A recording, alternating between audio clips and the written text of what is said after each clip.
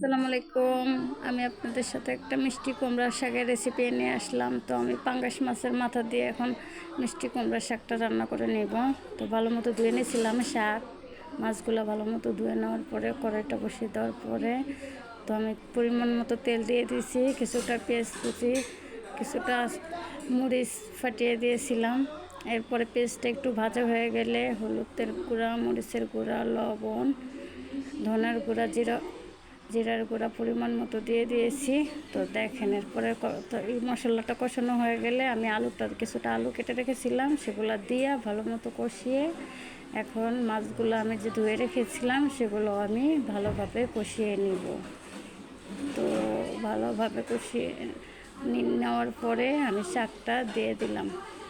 এরকম করে অল্প অল্প শাকগুলো আমি দিয়ে দেওয়ার পরে হালকা আমি এগুলোকে নাড়াচাড়া করে দিব।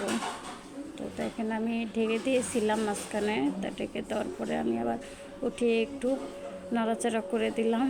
তো আপনারা দেখেন তরকারির কালারটা মাশাআল্লাহ অনেক সুন্দর হয়েছে। আপনারা এভাবে খেয়ে দেখেন, অবশ্যই আপনাদের ভালো লাগবে। সবাই ভালো থাকবেন। ভিডিওটা